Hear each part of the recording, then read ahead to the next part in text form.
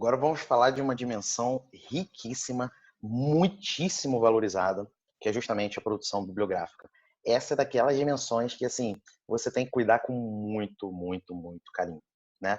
E olhem só quantas coisas essa dimensão envolve. Artigos, né, livros, capítulos, e aí vem uma coisinha chamada textos em jornais e revistas. Apesar de o Lattes chamar de textos em jornais e revistas, na verdade hoje isso é usado também para colocar textos que você publicou na internet. Tá? Então, jornais e revistas antes era considerado que algo físico, né? Mas hoje um blog também é considerado aí texto em jornais e revistas. E aí tá uma boa estratégia para você turbinar mais rapidamente a parte de produção bibliográfica, né? Trabalhos publicados em anais de eventos, tá? Apresentação de trabalho e palestra, partitura. Então, quem tem as inclinações musicais aí, entra em produção bibliográfica, né? Não entra em produção artística e cultural, tá? Tradução, e aí pode ser uma tradução pequena, sabe, de um resumo, até a tradução de um livro, prefácio e pós-fácio, e o Lattes sempre ajuda com outra produção bibliográfica. Vocês vão observar, inclusive, que dependendo da sua área de conhecimento, dentro da produção bibliográfica tem certas coisas que são mais valorizadas e outras menos valorizadas, tá? Então, por exemplo, em geral na saúde, artigo é muito valorizado. Em geral, nas ciências humanas, livros e capítulos também têm seu charme, né? Então, depende muito da área. Inclusive, um dos deveres de casa do módulo 1, a gente, não vou antecipar não, mas um dos deveres de casa é a gente olhar bem essa questão da área, tá? Então vejam, gente, que assim, a produção bibliográfica, ela, primeiro, é riquíssima e segundo, ela é multifacetada, né? E por isso, vocês têm que desenvolver essa questão da produção bibliográfica muito bem, independente da sua área de conhecimento, beleza? Então, fica aí o nosso recado sobre produção bibliográfica e no próximo encontro a gente vai falar da nossa terceira dimensão. Valeu!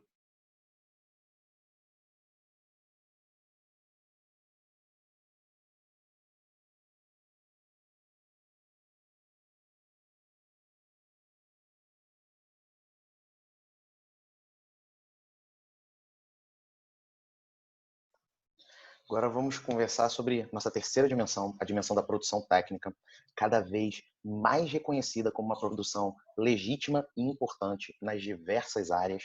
Inclusive, mestrados e doutorados hoje têm sido cada vez melhor avaliados se tem produção técnica, né? Concursos públicos ainda estão engatinhando na valorização da produção técnica. Muitos concursos ficam focando mais na bibliográfica, mas é aquela história. Quando a gente observa já um movimento na própria CAPES de valorização da produção técnica, talvez ao longo do tempo a produção técnica também tenha mais importância para os concursos. Não estou dizendo que não tem nenhuma importância, tá? Até porque tem um monte de concurso que acontece em um monte de lugar e as universidades têm autonomia universitária, inclusive, para dizer se vai valorizar ou não vai valorizar a produção técnica. Mas é algo que, se a gente pensar na avaliação de mestrados ou doutorados, é muito mais valorizado do que os concursos públicos. Como você está fazendo o programa de produção acadêmica, você vai cuidar da tua produção técnica. Por quê? Porque ela também é dimensão, ela está dentro do teu jardim de produção acadêmica e você vai se ligar nisso, né? Então, olha só, coisas que envolvem sua produção técnica. Assessoria, né? Se você faz uma assessoria técnica, sabe, você é consultor ou você é assessor técnico de alguma coisa, né? Do Ministério da Saúde, bota lá. A mesma coisa com consultorias, né? O pessoal, principalmente de exatas, o pessoal, né, de ciências sociais aplicadas, faz muita consultoria, tá? Extensão tecnológica, então é uma coisa muito precisa, não é somente extensão, é extensão baseada, ancorada, mediada por tecnologia. Tá? Então, olha só, entra em produção técnica. E olha que ele já está pontuando lá na tua produção de conhecimento também como projeto de extensão, né? E projeto de desenvolvimento tecnológico, dependendo do tipo de configuração que você tem. Programa de computador sem registro, tá? Também está aí, principalmente para o pessoal de sistemas, de informática, né? Produtos diversos, qualquer produto que você criou.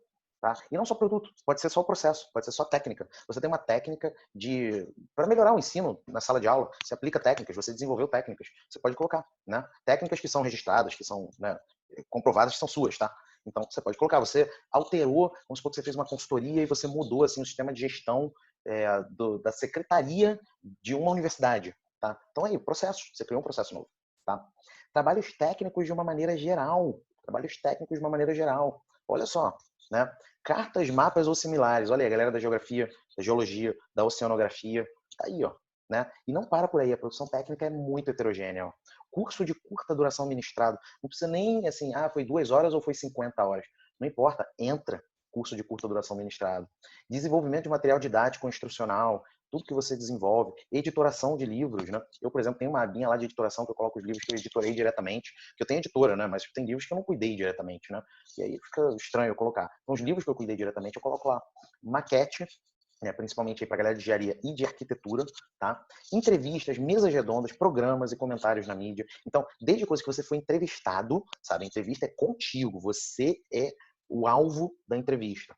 Até coisas um pouco mais sutis, como comentários na mídia, né? Vieram te entrevistaram outra pessoa e fizeram a notícia, né? Então, isso importa também, isso valoriza, tá?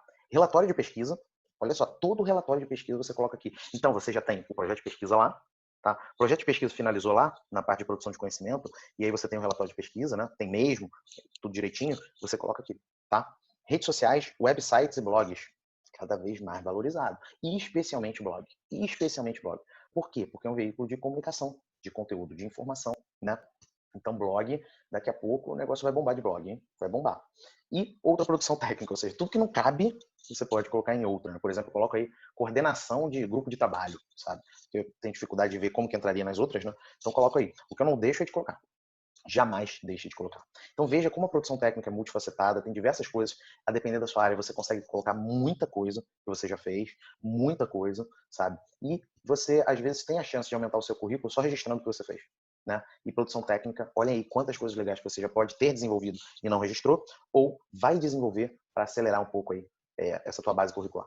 Beleza? E terminamos então mais uma dimensão.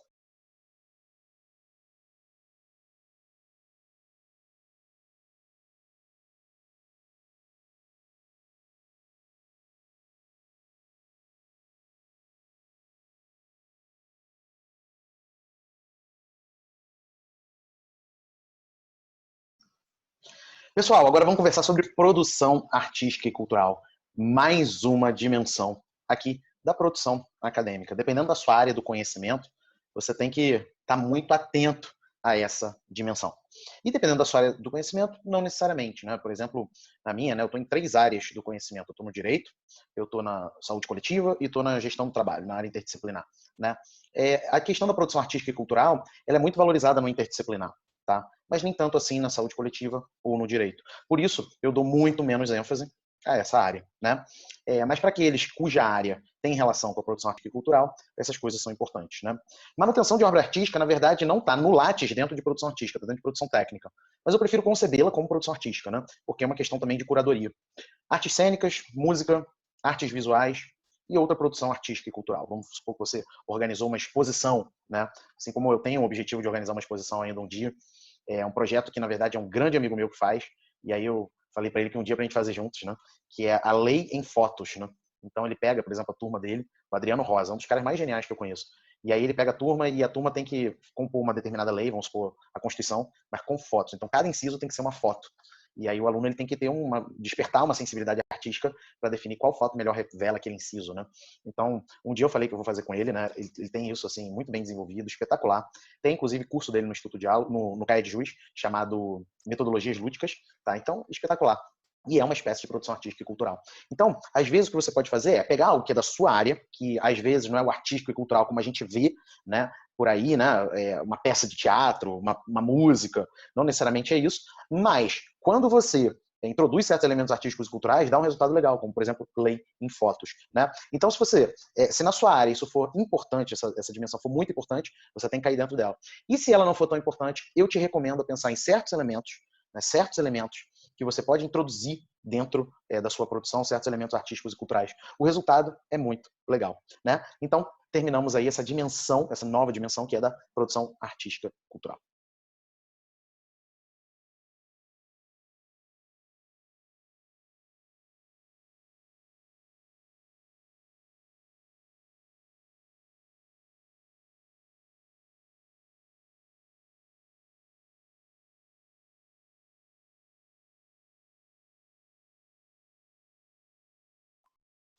Pessoal, agora uma das dimensões assim que em geral são mais vistas para massagear o ego mesmo, quando o assunto é produção acadêmica, mas que tem uma finalidade muito importante, seja para receber financiamento de agências de fomento, seja para ser aprovado em concursos públicos, seja também para você ser aprovado em bancas de seleção como de mestrado e doutorado, enfim, diversos momentos da tua trajetória, essa chamada produção honorífica por mim, é uma produção que faz diferença. Né? Às vezes não é que ela seja determinante para você conseguir seu objetivo, mas ela dá aquele empurrãozinho para você chegar lá. né? E aí eu chamo justamente essas iniciativas como produção honorífica, né? Primeiro prêmio, né? Prêmios diversos, tá? Então essa é uma primeira dimensão de produção honorífica. Prêmios, títulos, né? Títulos que você possua, não necessariamente títulos acadêmicos, tá? Mas podem ser títulos diversos. Eu, por exemplo, eu ocupo a cadeira 23 da Academia Luso-Brasileira de Ciências Jurídicas, né? Que é uma academia de letras, só que do direito, né? E que reúne juristas do Brasil e de Portugal, sabe? E são 25 cadeiras, eu sou a cadeira 23, e isso é um título também, né? Só que não é um título no sentido acadêmico, é um título no sentido honorífico, tá? E isso tá lá, inclusive, lá no meu Lattes, e é importante você colocar isso, né? Títulos que você possui em razão da sua atuação, tá? Isso faz muita diferença. Comendas que você recebeu, comendas, inclusive, que são concedidas a poucas pessoas, né? Como eu recebi algumas vezes já na maçonaria, por exemplo, em outros espaços, né? E é óbvio que tem que ter alguma relação com a tua atividade acadêmica, né? Não podem ser comendas que, sabe, não tem nada a ver com nada, tá? Isso daí até porque essas dimensões são da produção acadêmica, né? Membro de corpo editorial, né? Corpo editorial, conselho editorial de revista, conselho editorial de livro, tá? Então, membro de corpo editorial. Membro de comitê de assessoramento, tá? Então, sei lá, tá tendo um comitê de assessoramento do Ministério da Saúde para a pandemia do coronavírus e você está participando desse comitê. Excelente. Você está participando de um comitê ou de uma comissão, tá chamando de comitê, mas pode ser uma comissão. Uma comissão da Câmara que vai estudar um novo projeto de lei, da Lei X, tá? Você faz parte de um comitê que assessora não sei quem para fazer não sei o que lá. Então, comitês e comissões no sentido amplo. Revisor de projeto, né? Principalmente projetos institucionais, tá? Um exemplo disso é a sua participação em comitês da CAPES ou do MEC para avaliar, né, projetos, tá, que são desenvolvidos pela comunidade acadêmica, e revisor de agência de fomento, né? Às vezes as agências de fomento vão te chamar para fazer pareceres, sobretudo se você tem doutorado e você recebe alguma bolsa de agência de fomento, né? Eu recebo muito parecer para fazer da FAPERJ, por conta da minha bolsa de produtividade da FAPERJ, e é sempre bem desafiador, porque pelo contrato da bolsa, a gente tem que fazer o parecer. Também é uma forma da pessoa que está recebendo uma remuneração, um recurso público, de devolver, né, esse recurso, né, esse investimento que o poder público está fazendo. Então, muitas das vezes a gente é revisor, né, atuo como revisor de agência de fomento. Em geral, são os bolsistas da agência de fomento que atuam, porque, bem ou mal, né, eles já ficam vinculados de alguma maneira àquela agência de fomento. Então, produção honorífica, que de alguma maneira pode contribuir para você alcançar seus resultados lá na frente.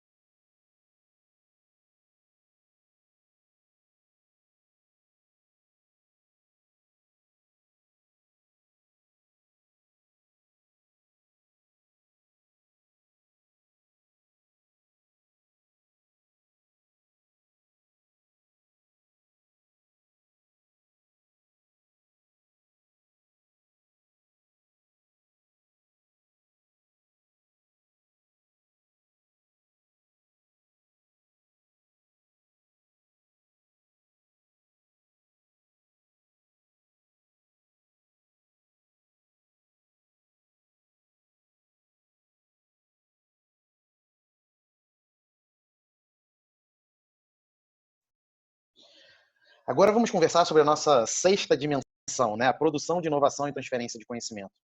É uma dimensão em ascensão, especialmente já para as áreas de exatas, né, de tecnologia, de informação. Isso tem sido cada vez mais valorizado. Na minha leitura, essa é uma tendência que vai se fortalecer ainda mais, tá? Especialmente porque as instituições, né, especialmente dentro das instituições, as agências de fomento estão criando cada vez mais editais sobre inovação e transferência de conhecimento. Algumas, inclusive, estabelecendo editais para empreendedorismo acadêmico. Então, essa é uma tendência fortíssima, tá? E algo que já é muito realidade na avaliação de mestrados profissionais. Eu faço parte de um mestrado profissional, isso tem sido cada vez mais importante, tá? Então, tá aí, ó, diversos exemplos que compõem a dimensão da produção de inovação e transferência de conhecimento. Primeiro, patente, né? Você inventou algo e você patenteou lá no INPI. Programa de computador registrado, né? Lembre-se que o não registrado está lá em produção técnica. E o registrado entra aqui em inovação e transferência de conhecimento. Cultivar protegida ou cultivar registrada, né? Também é possível. Desenho industrial registrado. Marca registrada. Ó, tudo isso. Ó, topografia de circuito integrado registrado, tá? Programa de computador sem registro, pontua na técnica e também na inovação e transferência de conhecimento, tá? Então, olha lá, viu? Isso tudo registrado, né? Pelo menos até a topografia, registrado onde? Em NPI, né? A maneira melhor de você demonstrar o registro. E observem que coisa interessante. Essa dimensão, ela chega mais ou menos e diz assim para as outras. Outras dimensões, faz o seguinte, se vocês tiverem alguma coisa aí que tem a ver com inovação e transferência de conhecimento, bota aqui também, reproduz aqui também, e olha só o que aparece. Produtos, processos e técnicas, projeto de pesquisa, projeto de desenvolvimento tecnológico, projeto de extensão, projeto de ensino, que são coisas que estão já em outras dimensões. Só que você também coloca nessa dimensão de produção de inovação e transferência de conhecimento, se for algo sobre inovação e transferência de conhecimento. Você mantém lá, porque quando você for avaliado por aquela dimensão, já estará lá, tá? Mas você também inclui aqui, né? E é óbvio que demonstrando muito claramente a relação com inovação e transferência do conhecimento, para que não seja algo forçação de barra, né? Então, desde algumas coisas técnicas, como produto, processo, até coisas relacionadas à produção do conhecimento, né? Projeto de pesquisa, projeto de desenvolvimento tecnológico, extensão e ensino, tá? E ainda permite aí outros projetos, tá? Outros projetos. Então, veja que a dimensão de produção e inovação, a dimensão de inovação e transferência de conhecimento, ela, na verdade, tem essa vocação de aproveitar certos elementos que já estão nas outras dimensões, né? E você, então, para jogar esse jogo da inovação, tem que estar atento a isso. E olhem, esse jogo é um jogo que vai se fortalecer cada vez mais. Então, se você tem algo relacionado à inovação ou a transferência de conhecimento, ou deseja fazer algo nesse sentido, é o momento de você incluir. Beleza? E com isso a gente encerra a nossa 6ª dimensão e no próximo encontro a nossa última dimensão. Valeu!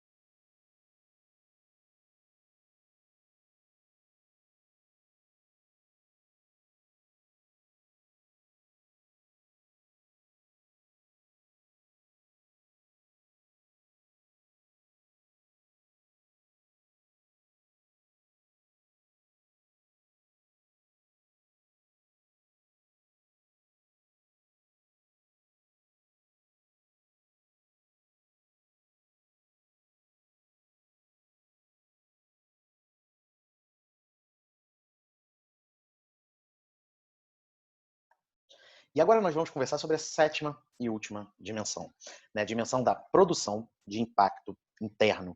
Quando eu digo impacto interno, é no sentido de que o impacto das coisas que você está desenvolvendo nessa dimensão, eles podem ter um impacto social, um impacto coletivo, claro, mas é principalmente um impacto para você. Coisas que contribuem para você, né? Muito mais do que coletivamente. Então esse é o sentido de interno, né? E essa é uma coisa muito valorizada em concursos públicos, em concessão de financiamento de agência de fomento, inclusive, né, em seleções de mestrado e doutorado no que for aplicável. Enfim, é muito importante a produção de impacto interno. Né? Então tem lá atuação profissional, tudo que envolve a sua atuação em todos esses anos que você está aí, né? Formação complementar, cursos de caráter complementar que você realizou, organização de eventos, tá? Você que organiza eventos, e evento pode ser, gente, um evento de uma tarde, um colóquio de uma tarde, até um congresso monstruoso, né? Isso tudo é evento. Tá? O teu evento ele tem mérito independente do tamanho dele, beleza? Bancas julgadoras, e aí julgadora de trabalhos, né? De trabalhos especialmente, tá? Então você fez parte de uma banca de TCC, de uma banca de mestrado, de doutorado, né? Isso é banca julgadora. Banca de seleção, tá? Banca de seleção, você está fazendo uma seleção para alguma coisa, como no Caio Juiz a gente faz seleção de prêmios, né? Então bancas de seleção e orientação, né? Orientação de uma maneira geral, de graduação, de mestrado, de doutorado, isso tudo contribui para essa ideia de produção de impacto interno, né? E faz então com que muitos desses itens sejam itens bastante valorizados na trajetória acadêmica de vocês. E você tem que jogar muito bem o jogo da dimensão da produção de impacto interno.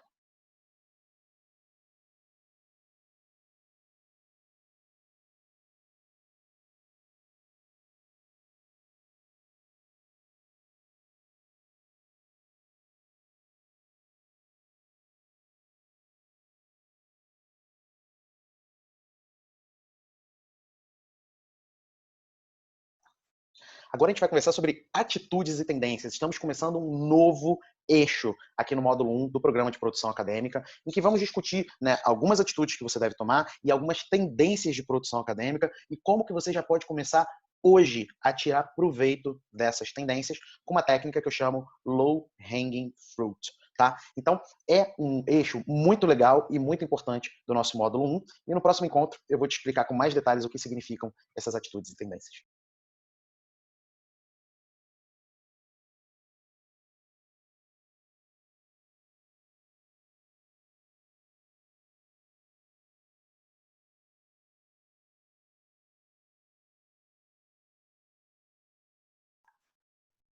Então, pessoal, assim, a rigor, o que são essas atitudes e tendências? Né? Eu trago aqui, ó, são ações que você precisa adotar para que possa se antecipar a tendências, para que tenha uma grande projeção de produção acadêmica. Né? Ou seja, certas coisas que você precisa estar ciente, que você precisa se ligar, para que, quando essas tendências se fortalecerem, você já vai estar jogando o jogo delas, você já vai estar inserido nelas, você já vai estar se desenvolvendo nelas, de modo que você vai aproveitar melhor essas tendências. Né? Você vai ser um early adopter, né? Vai adotar antes das outras pessoas a tendência e já vai chegar junto da sua produção acadêmica.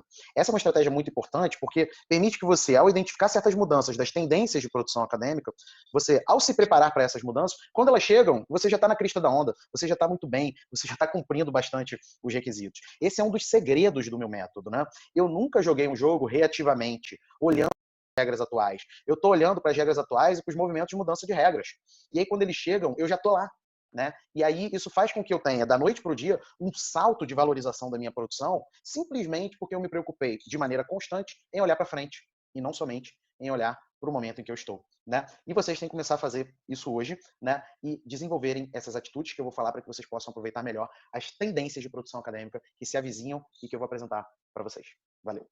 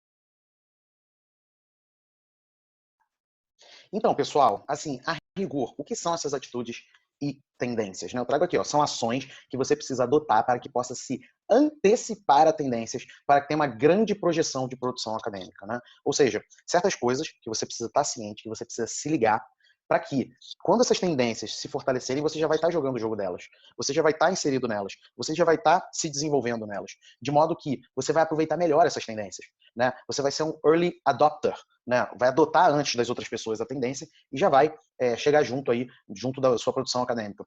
Essa é uma estratégia muito importante porque permite que você, ao identificar certas mudanças das tendências de produção acadêmica, você, ao se preparar para essas mudanças, quando elas chegam, você já está na crista da onda, você já está muito bem, você já está cumprindo bastante os requisitos. Esse é um dos segredos do meu método, né? Eu nunca joguei um jogo reativamente, olhando para as regras atuais. Eu estou olhando para as regras atuais e para os movimentos de mudança de regras. E aí, quando eles chegam, eu já estou lá. Né? E aí isso faz com que eu tenha, da noite para o dia, um salto de valorização da minha produção, simplesmente porque eu me preocupei de maneira constante em olhar para frente, e não somente em olhar para o momento em que eu estou. Né? E vocês têm que começar a fazer isso hoje, né? E desenvolverem essas atitudes que eu vou falar para que vocês possam aproveitar melhor as tendências de produção acadêmica que se avizinham e que eu vou apresentar para vocês. Valeu!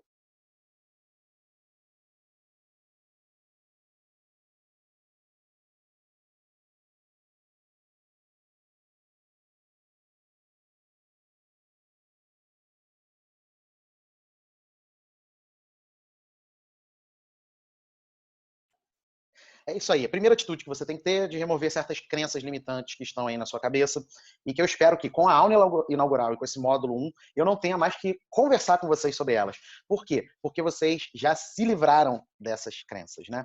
Então, a primeira crença, eu preciso ser doutor para publicar. Nada a ver, né? Inclusive, já conversamos em momentos anteriores como que são diversas as portas para diversas titulações e que é impossível você aproveitar todas as portas da sua titulação, independente qual seja. Por isso, quando você coloca na tua frente que para você publicar você depende de doutorado, você acaba se anulando, você acaba se restringindo. Né? Uma outra crença é que o meu currículo é pequeno, como é que eu vou publicar? Ora, é justamente porque o seu currículo ainda está pequeno que você precisa investir em publicação. Né? Nenhum currículo nasceu grande. Todos os currículos nascem do mesmo jeito, com uma página que você põe seu nome, data de nascimento, CPF, nome do pai e da mãe para encher linguiça, endereço para encher linguiça e por aí vai. Então todo currículo começa igual. Né? A questão aqui, se você adota estratégias adequadas para isso, o seu currículo cresce mais rápido. Né? Mais rápido, porque crescer só não vale. Tem que crescer mais rápido, pelo menos nas partes que é possível crescer mais rápido. Né? Eu tenho outras atividades acadêmicas ou profissionais e eu não consigo me dedicar à produção acadêmica. Então, todo mundo tem. Tá? Todo mundo tem outras atividades acadêmicas e profissionais, outras atividades familiares, outras atividades conjugais, enfim, tem um bando de coisas que a gente tem que resolver na nossa vida e é natural, né, que a gente tenha mil coisas para fazer, tá? Agora, tem forma de você se dedicar à produção acadêmica e vocês já viram aí algumas dicas, algumas coisas que vão se aprofundar ainda nos módulos 2, 3 e 4 para fazer com que você chegue lá, né? Eu não tenho tempo, né? Isso daí eu espero também que vocês já tenham se livrado, né? Porque todo mundo tem tempo. A questão é se você prioriza aquilo que você precisa priorizar, né? Mas todos nós, sem exceção, temos tempos. A questão é se você está destinando uma parte do seu tempo para a produção acadêmica. Eu não tenho dinheiro, né? Muitas das coisas de produção acadêmica você não precisa colocar R$ 1, né? Você precisa dedicar muito mais tempo do que dinheiro, na verdade, né? Então, o fato de não ter dinheiro ou ter dinheiro não é tão relevante assim, tá?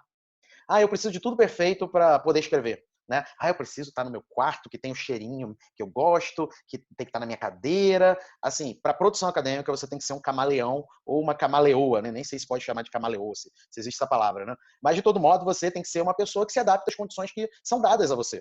Né? Você tem que ser essa pessoa que se adapta a essas condições. Então, gente, não importa, assim, na verdade, se você tem tudo perfeito, porque nunca vai ter tudo perfeito. Sempre você pode ter algo que poderia ser melhor, né? Alguma condição que poderia ser melhor, sua cadeira poderia ser melhor, sua iluminação poderia ser melhor, o lugar onde você está poderia ser melhor, mas é o que você tem que produzir do mesmo jeito.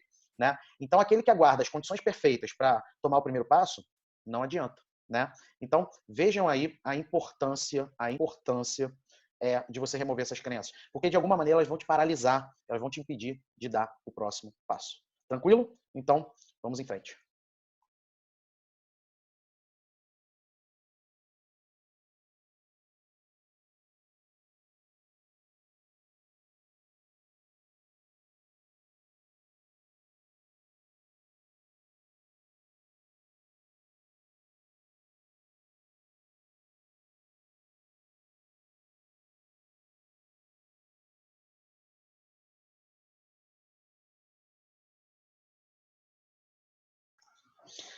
Pessoal, vamos conversar agora, já que removemos todas as crenças, vamos conversar agora sobre as atitudes, né, que você precisa tomar. E aí a gente pode sintetizar essas atitudes em 10 passos, né, 10 caminhos de produção acadêmica e estratégica. Né?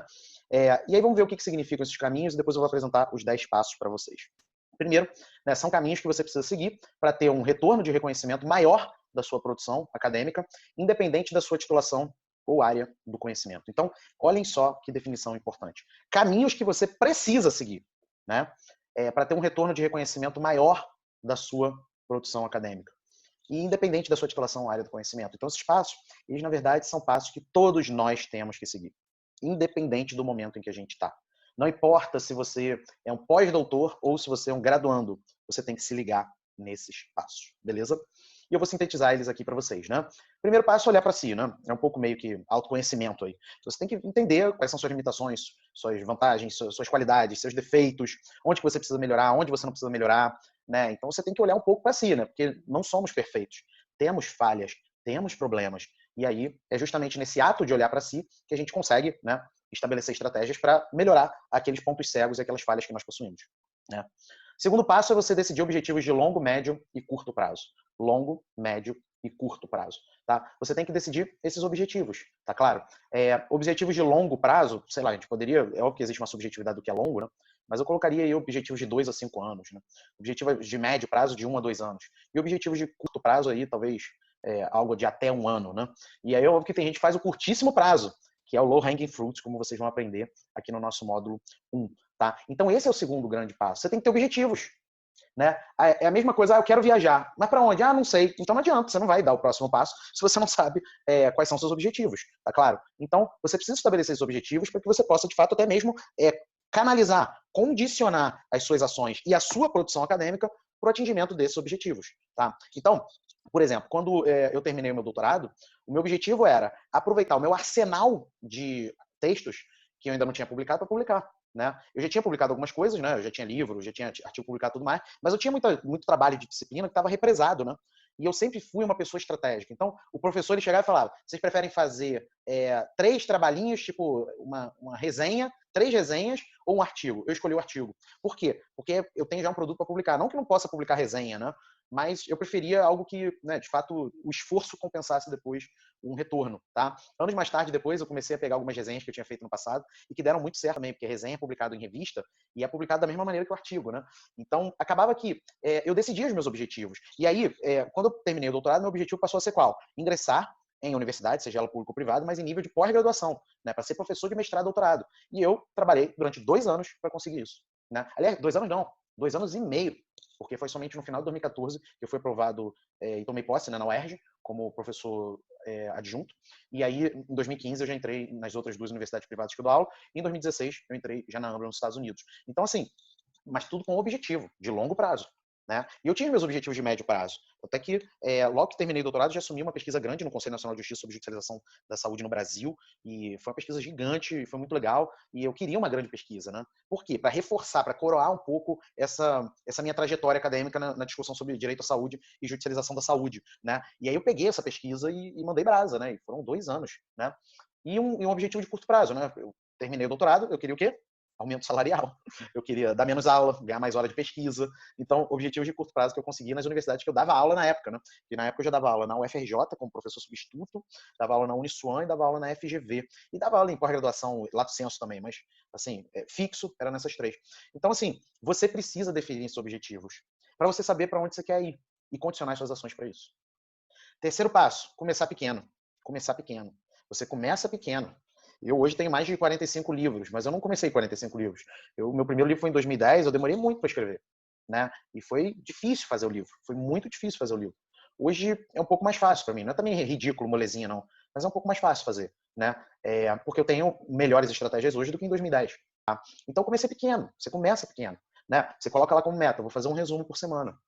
Tá? É uma excelente meta, 4 resumos por mês. Pô, se você conseguir isso. Resumo, tá? Não é nem resumo expandido. É resumo. É factível isso. Né? Aí você começa pequeno. Agora eu vou fazer um resumo por semana e vou fazer uma parte do artigo por semana. Aí depois de um mês você tem um artigo pronto. Você tem que pensar 4 partes do teu artigo. Né? Agora eu vou fazer um artigo por mês, um resumo por semana e vou aqui fazer artigo para o meu blog. Beleza, aí você vai introduzindo. É uma coisa que você vai colocando e vai sentindo, colocando e sentindo. Você não vai entrar com 1 milhão de coisas para você fazer. Né? Ou pelo menos não vai entrar sem ter uma estratégia por trás que dê suporte. Então você começa pequeno. Quarto passo, escrever com eficiência e agilidade. Né? Aqui no nosso programa, né, um dos objetivos é esse. Você escrever com eficiência e agilidade. Parar de perder tempo, parar de ficar empacado, parar de, sabe, e agora? Deu branco. Não pode dar branco. Branco é ausência de estratégia. Branco é ausência de estratégia. Você pode estar mais cansado no dia, o negócio ir mais devagar, tudo bem. Mas deu branco é ausência de estratégia, porque você não teve estratégia. E aí você está com branco, né? Então, escrever com eficiência e agilidade. Quinto passo, desenhar a estratégia de publicação, né? Aliás, o quarto passo a gente vai ver muito no módulo 2 e o quinto passo a gente vai ver muito no módulo 3, né? Desenhar a sua estratégia de publicação. E o sexto passo no módulo 4, ó, estratégia de divulgação. Estratégia de divulgação, tá? O sétimo passo é investir em aceleradores curriculares. Isso daí é transversal no nosso curso. Aliás, só o quarto passo ele tem um módulozinho bonitinho, o quinto passo e o sexto passo tem um módulozinho bonitinho. O resto é transversal no curso, né? Então, o sétimo passo, investe em aceleradores curriculares, né? Low hanging fruit, como já estou fazendo propaganda para vocês desde o início do nosso módulo, né? É um exemplo disso. E vocês vão ver em cada módulo específico, eu vou ensinar vocês aceleradores curriculares de escrita, aceleradores curriculares de publicação e aceleradores curriculares de divulgação, né? O oitavo passo, fazer parcerias. Façam parcerias. Façam parcerias. Isso é essencial, tá? A gente vai conversar sobre parcerias e é muito, muito, muito, muito, muito importante que vocês façam as parcerias de vocês, né? Parcerias fazem com que vocês tenham resultados inimagináveis. Isso é muito bom. No ano passo, é investir em qualidade, né? Nada disso que você vai aprender no programa de produção acadêmica é para você depreciar a qualidade, tá? O que você vai aprender é produtividade, ou seja, com um empenho X, a extrair desse empenho X o melhor desempenho possível, né? E décimo, invista em você, né?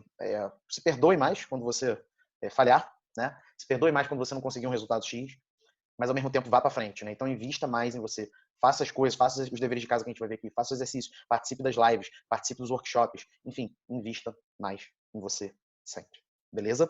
Então, esses 10 passos, eles são de fato muito importantes aqui como panorama da nossa produção. E o que você vai fazer? Você vai remover as crenças, você vai ter muito claros esses passos para você aproveitar melhor as tendências de produção acadêmica, que é algo que a gente vai começar a ver a partir do nosso próximo encontro. Valeu!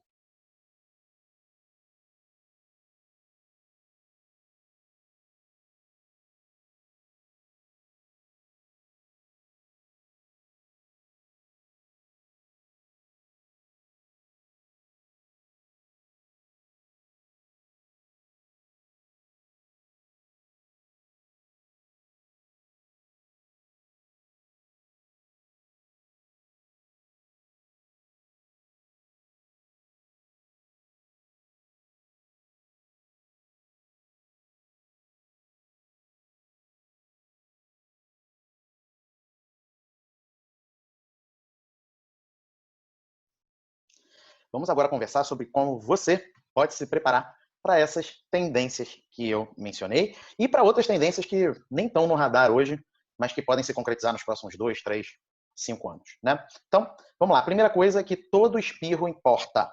Todo espirro importa. Ou seja, é muito importante que você coloque tudo no seu currículo. Tudo, tudo, tudo, tudo, tudo, tudo, tudo. É óbvio que tem a ver com o mundo acadêmico, né? Mas tudo que você coloque no seu currículo. Tudo importa. Tudo é válido. Tudo contribui. Mesmo que hoje, nas regras do jogo existentes, aquilo não pontue nada, aquilo não seja nada demais, você não sabe qual será a próxima regra. Você tem as tendências, mas como essas tendências vão se comportar em regras, não. Por isso que você tem que valorizar todo e qualquer espirro acadêmico que você dê, colocando lá no currículo. Só que é importante que isso tudo seja documentado. Né? Eu basicamente coloco assim, né? Porque nem tudo dá para você ter o papel na hora, né? A comprovação na hora, né? Então eu faço mais ou menos assim. Coloco lá no Lattes e tem uma listinha das coisas que eu não tenho documento. E eu providencio essas coisas, com intencionalidade, tá? Tá na minha agenda. Pegar o documento tal que eu não peguei. Vamos supor, participação em banca, né? Às vezes a participação em banca é por Skype, e aí, enfim, o documento não chega no mesmo dia, declaração de que eu participei da banca. Então eu coloco no Lattes e eu faço a minha listinha de documentos que eu preciso pegar. E é óbvio que essa listinha é de 5, 4, 3, não é de 50, tá claro? Por quê? Porque você tem que fazer o dever de casa de documentar tudo que está no seu currículo. Eu sei que é chato, eu sei que, pô, né, você podia estar gastando essa energia com outra coisa, mas é a regra atual, né? E eu hoje ainda faço mais. Eu não só tenho a documentação impressa, como eu guardo uma cópia escaneada. Então, se algo der errado na minha vida e pegar fogo nos meus comprovantes impressos, eu tenho eles escaneados, tá? Então, é muito importante que você faça isso desde já. Tem que ser um hábito. É igual tomar café da manhã, é igual jantar, sabe? É um hábito, tomar banho. Então, um dos hábitos é preencher o currículo e estar totalmente respaldado em termos de documentação desse currículo, né? Lembre-se que o mundo não se resume a CAPES. Por mais que a CAPES, é óbvio, seja importante para mostrar tendências, para mostrar algumas regras do jogo, o mundo não se resume a CAPES. Nem o mundo atual se resume a CAPES, muito menos a tendência, né? Por exemplo, você tem agências de fomento, que tem a sua liberdade, né? Vocês têm as bancas de concurso, que têm sua liberdade, que estão calcadas na autonomia universitária. Você tem um mundo de situações em que a CAPES é irrelevante. Por isso que eu, Felipe, não me pauto por CAPES. Eu considero a CAPES, eu jogo o jogo da CAPES, só que eu jogo um jogo maior do que a CAPES, porque aí eu sempre tenho estabilidade, né? E a CAPES é óbvio que ela pode revelar algumas tendências no Brasil, né? Também a gente não pode jogar o bebê com a água fora, né? A CAPES pode revelar algumas tendências, ela pode ajudar a identificar certos indícios, como por exemplo hoje, ela ajuda a identificar o progressivo fortalecimento da produção técnica, o progressivo fortalecimento da produção de inovação e transferência de conhecimento, né? Então essas duas dimensões, a gente vê claramente essa progressiva valorização na CAPES, mas a gente não pode se pautar por isso. A gente faz mais do que a CAPES. A gente faz, inclusive, melhor do que a CAPES, beleza? É um pacto importante, tá? E por isso a CAPES pode mudar o que for, nós estaremos estáveis na nossa produção. Você precisa criar estratégias de self-publishing, né?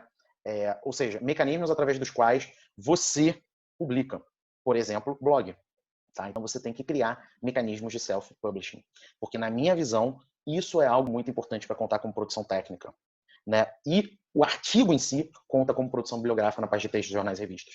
Então é muito importante porque dá volume, dá volume. Ah, mas é melhor escrever artigo para o blog ou artigo acadêmico? Os dois, né? Não é um ou outro, é um e outro, tá? Vamos lá. Planeje, tem que planejar, tem que estabelecer seus objetivos. Lembra do passo 2? Decidir objetivos de longo, médio e curto prazo. Planejar, planejar, planejar. Estratégia, isso tudo é importante. Outra, não recuse a tecnologia. Se você é daqueles acadêmicos que quer ignorar o óbvio, você não vai jogar esse jogo. O óbvio é, a tecnologia está aí. Seja a tecnologia de redes sociais, que é uma tecnologia maravilhosa, né? Esse senso comum de que a pessoa precisa se expor, você não precisa se expor em nada, né? Você expõe o que você quiser, né? Então, as redes sociais são maravilhosas como compartilhamento de informação, como acesso ao conhecimento e como divulgação daquilo que você faz. Você tem hoje gerenciadores de e-mails, você tem todo mundo os robozinhos, você tem aplicativos que te ajudam, vocês têm programa de produção acadêmica para vocês fazerem de onde vocês quiserem. Então, não recuse a tecnologia. A tecnologia ela pode ser uma grande aliada para você desenvolver o seu conhecimento, né? E para você desenvolver sua produção. E valorize o low hanging fruit, tá? Que vai ser o nosso último tópico, né? Low hanging fruit, tá? Que é justamente o seguinte: é o fruto que fica mais embaixo na árvore, tá? Porque tem fruto que fica muito lá no alto, né? Virar doutor, lá em cima na árvore, né? Publicar um livro, quer dizer, escrever e publicar um livro lá em cima da árvore. Não que você não tenha que privilegiar também os frutozinhos lá de cima, mas às vezes você tem frutos que estão mais perto do seu braço que você pode fazer para acelerar as coisas, tá? Sem detrimento de um dia, você tira um domingo para subir lá no topo da árvore para ver se pega alguma maçã do livro, né? Alguma maçã do artigo publicado, mas tenta pensar também em estratégias que você pode desenvolver logo, né? Para resultado rápido, né? E isso é o low hanging fruit, tá? Inclusive nos nossos próximos encontros eu vou falar muito mais de low hanging fruit, vou dar exemplos de low hanging fruit e coisas que vocês já podem desenvolver, beleza? Valeu.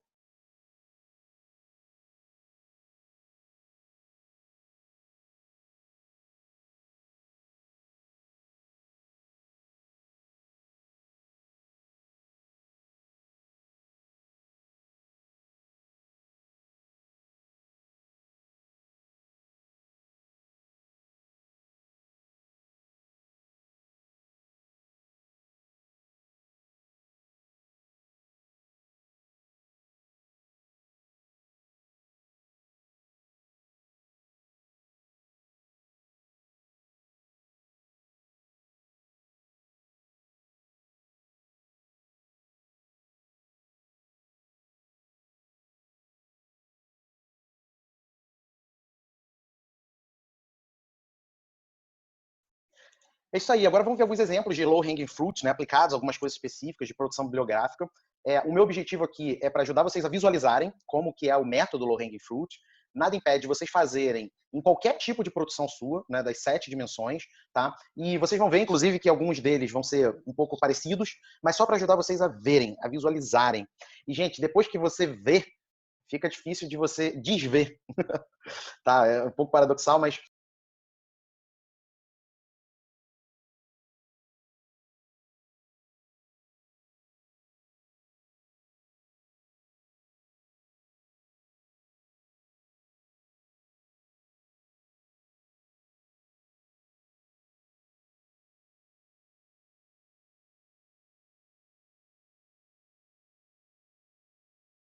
depois que você entende a lógica do low hanging fruit, você nunca mais passa perrengue por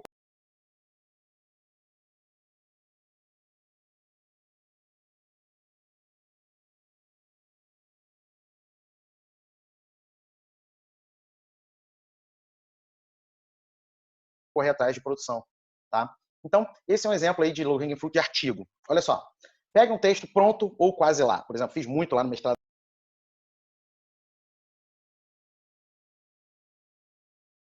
doutorado, os trabalhos das disciplinas, né? Ou até quase lá, né? Tá naquele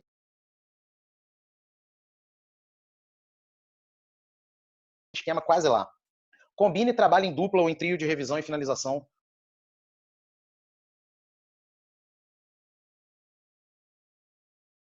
com prazo. Ou seja, você pode chamar 2 colegas seus para atuar na coautoria desses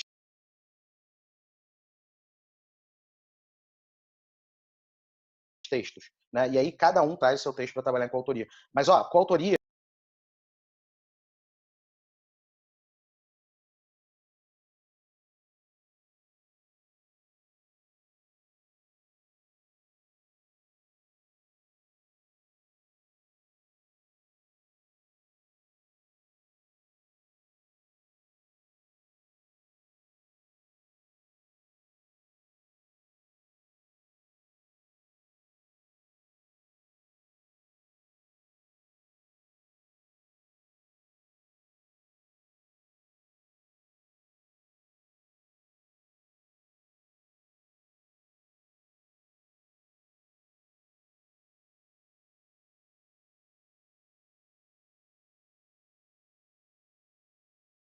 você pode pegar um texto pronto ou quase lá. Você também pode trabalhar em duplo ou em trio para você multiplicar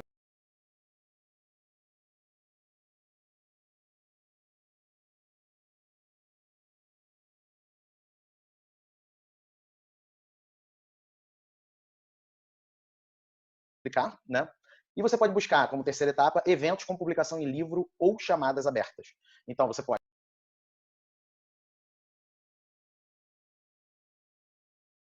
pegar eventos que têm publicação em livro, o próprio Caia de Juiz, o Caia Educa, né?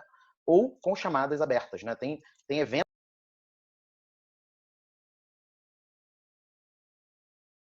que, quer dizer, tem espaços de publicação que não são eventos, mas às vezes as editoras fazem chamadas de artigos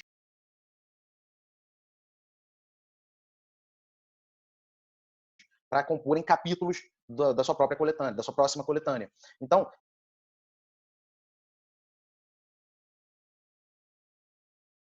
se você vê uma editora que está fazendo seleção de artigos para a sua coletânea, você pode mandar para lá. Sem contar, assim, se você tem um amigo que está organizando um livro, você também pode colocar lá, tá? Então, assim,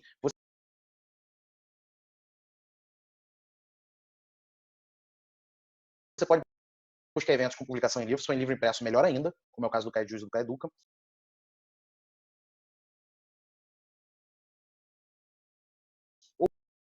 Ou chamadas abertas em editoras e afins, né? Formate e submeta. Tá lá, maneira rápida, em que você abrevia aquilo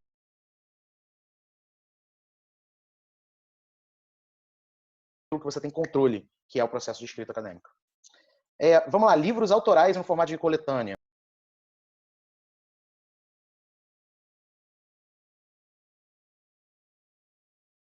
Tá? Estou falando dos low-hanging fruits, mas no módulo 2, que é de escrita acadêmica, eu vou falar cada tipologia dessa com profundidade, né?